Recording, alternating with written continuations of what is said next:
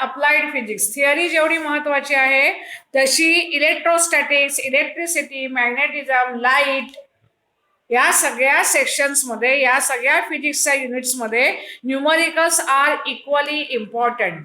मग ती बॉडी मला किती अमाऊंटला चार्ज करायची. समजा एखादी बॉडी तुम्हाला मी सांगितलं की 1 कुलम त्याच्यावर पॉझिटिव्ह चार्ज डेव्हलप होईल, अशी ती बॉडी मला तुम्ही इलेक्ट्रिफाय करून द्या.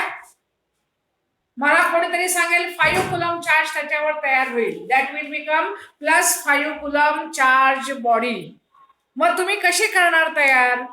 कारण charges bodies are not available naturally.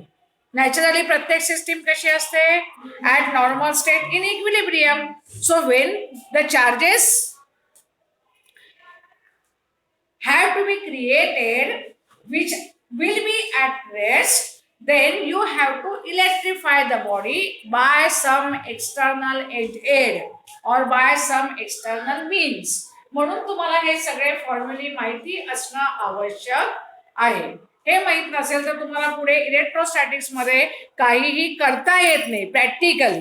I am not talking about theory. Theory we have explain nicely. Now you have to think of the applications of what you have learned till in electrostatics. So for that, to solve numerics is very, very important. Before going further for numerics, if you don't know this value, दोन charges दिले, त्याच्यामधला distance of separation दिले, air मध्ये सिच्युएट केले सांगितले आणि तुम्हाला सांगितले की त्या दोघांमध्ये किती फोर्स तयार होतो आणि त्या फोर्सचं नेचर काय असतं. पॉझिटिव्ह असेल रिझल्टंट फोर्सची व्हॅल्यू, तर they will काय होईल? attract each other. If the force resultant found using this formula has negative value, then you can say the force between the charges is of repulsion. कारण तुम्ही vector form घेतलाय ना, म्हणजे त्या फोर्सला minus sign plus किंवा काहीतरी sign येईल आणि मायनस साइन असेल रिपेल आणि प्लस साइन आली तर तुम्ही काय म्हणणार? They attract. Have you got it? मग याच्यावर न्यूमरिक्स सोडवले नाही तर पुढे आपल्याला जाता येत नाही. न्यूमरिक्स सोडवण्यासाठी या कॉन्स्टंटची व्हॅल्यू तुम्हाला माहिती पाहिजे.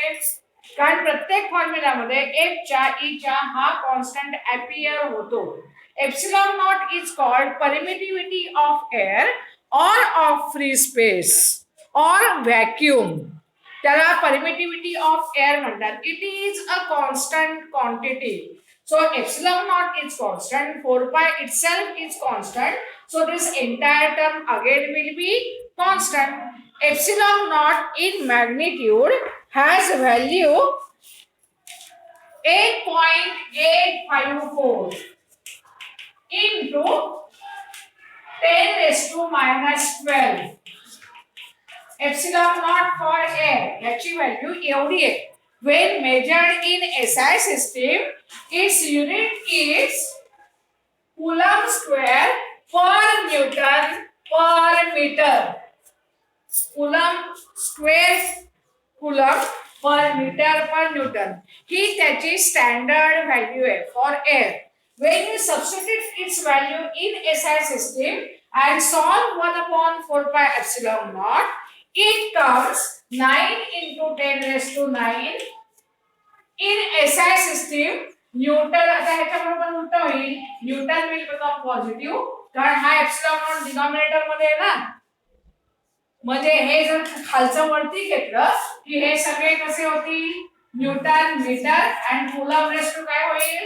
-2. So for air this constant 1/4 pi epsilon naught in SI units is always 9 into 10 raised to 9 SI units. हे आपल्या पुस्तकात दिलं नाहीये. तुम्ही हवं असेल तर लिहून ठेवा आणि हे माहिती असेल तर आपल्याला पुढे जाता येतं. लिहून घ्या. Permittivity of air epsilon naught is equal to, हे लिस्ट लिहिली का प्रत्येकाने? लिस्ट लिहा आणि मग खाली सुरुवात करा. Permittivity of air in SI unit, permittivity of air in SI unit, epsilon naught is equal to 8.854 10 raised to -12 coulomb square Newton -1 meter -1. C square per Newton per meter ही त्याची SI मधली value आहे. And that value they have found experimentally. They have derived experimentally. वेगवेगळे experiments करून epsilon not ची value find केली गेली. आता ती तेवढीच काय येते, त्याच्यासाठी कुठले एक्सपेरिमेंट्स लोकांनी केलेले आहेत ते तुमचं तुम्ही घरी जाऊन इंटरनेटवर वाचायचं. It is not included in our syllabus. आपल्याला फक्त त्याने एप्सिलॉन नॉट ची व्हॅल्यू एवढी आहे एवढं लक्षात ठेवायचं. Using this the value 1/4 pi epsilon naught. Using this, we get value of constant 1/4 pi epsilon naught is equal to 9 10 raised to 9 Newton meter per coulomb square. Newton meter per coulomb square. Per म्हणजे divided by. त्याच्याऐवजी इथे मी काय केलंय -2 लिहिलं. Newton 1 M1 and 10 raised to -. आता तुम्हाला फॉर्म्युलावरून ही constant काढल्यानंतर उत्तर काढता येतील. Suppose in general formula we substitute that value. किती आहे ती आपली 9 × 10 raised to 9. मी सबस्टिट्यूट करून टाकली. So you can directly use formula to find value of force between the given pair if charges are situated in air at distance r from each other. Directly हा formula वापरता येईल. Have you got it? This is in SI unit. So if you want to use these formulae, then unit of charge, unit of distance should not be centimeter, millimeter, micro coulomb, milli coulomb अशी जर values दिलेले असतील तर ते directly इथे substitute करून चालतील का? Before substitution all the quantities should be expressed in one single unit system. मग आपण 9 पॉइंट काय घेतोय SI मधली घेतोय ना. मग हा फॉर्म्युला वापरताना लक्षात काय ठेवायचं, जेव्हा तुम्ही चार्जेस किंवा डिस्टन्सेसच्या व्हॅल्यूज सबस्टिट्यूट कराल किंवा फोर्सची व्हॅल्यू सबस्टिट्यूट कराल ती डाईन मध्ये दिली आहे तर डाईन मध्ये जशी आहे तशी लिहायची नाही. It should be converted in newton. If micro millicoulomb, they should be converted in coulomb, and if distances are centimeter, millimeter, then that should also be converted in meter before substitution. Have you got it? So if R is 1 meter, if Q1, Q2 is also 1 coulomb, then काय होईल सांगा, हे 1 आहे, हे 1 आहे, हे पण काय आहे 1. So at that time will be 9 × 10 raised to 9 Newton. दोन्ही चार्जेसची मी मॅग्निट्यूड सेम ठेवली आणि प्रत्येकाची मॅग्निट्यूड मी 1 ठेवली. तर 1 कुलम म्हणजे स्टँडर्ड युनिट तुम्हाला माहिती आहे.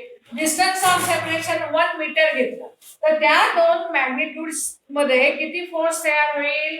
9 × 10 raised to 9 Newton if and only if are placed in air. So you can define 1 coulomb charge. बघा मी काय सांगतेय.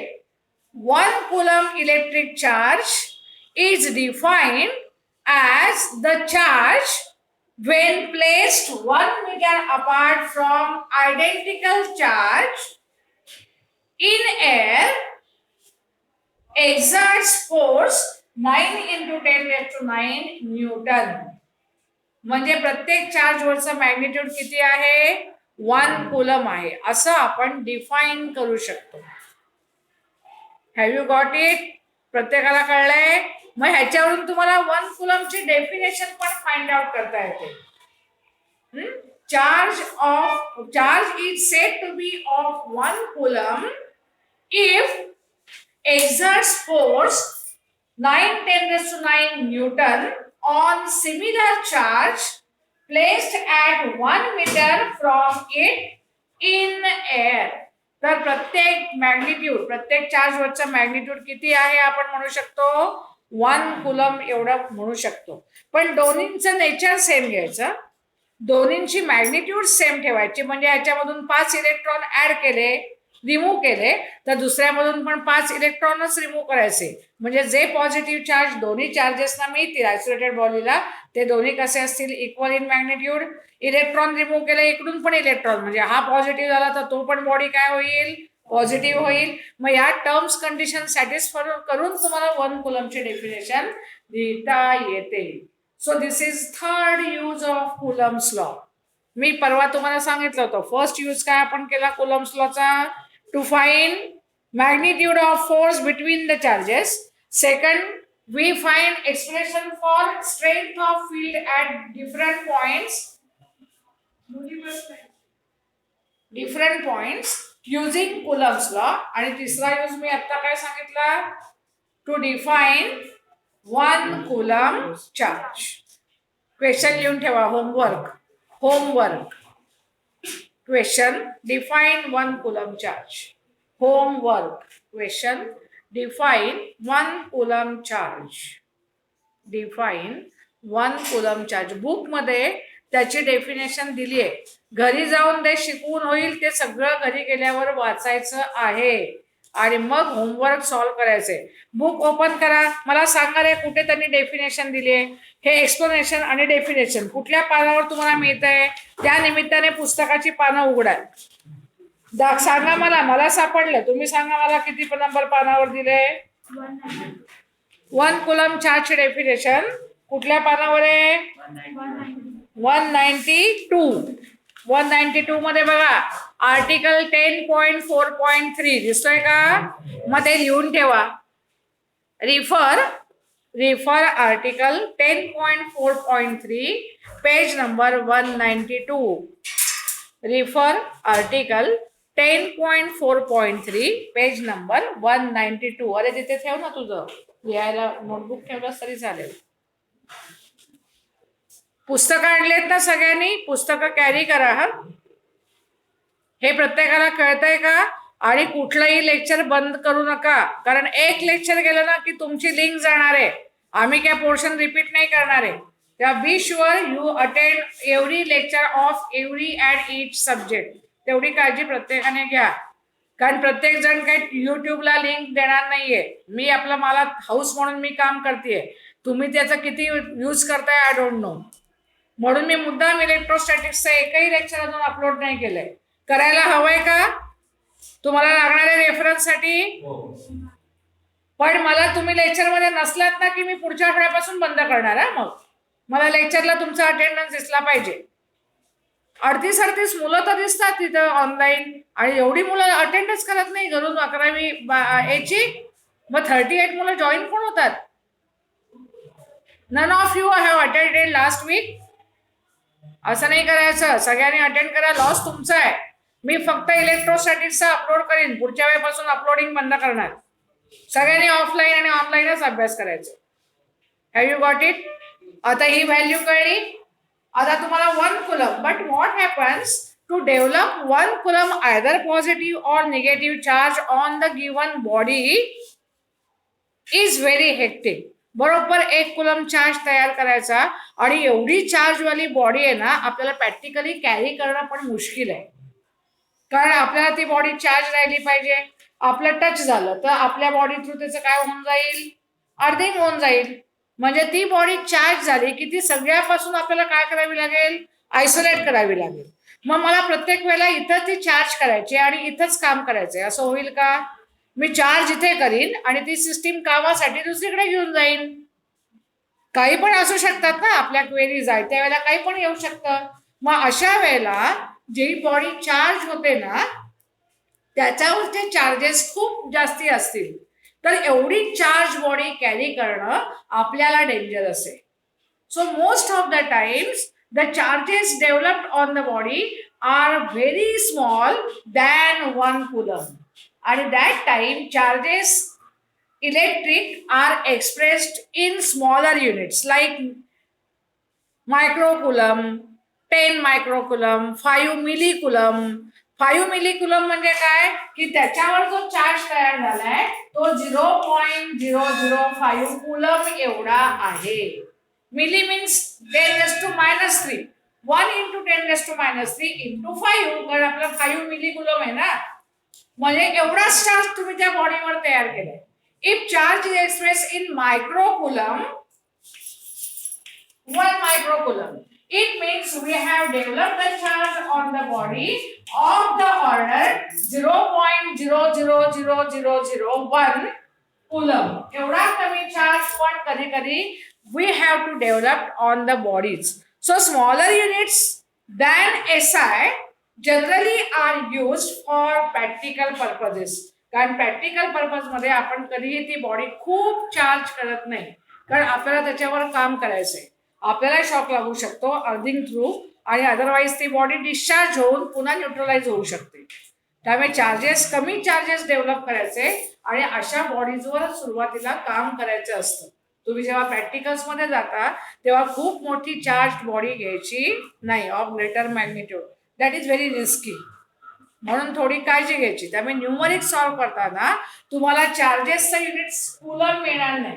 They will say 2 charges plus 2 microcoulomb minus 3 millicoulomb kept in air at distance 20 centimeter from each other.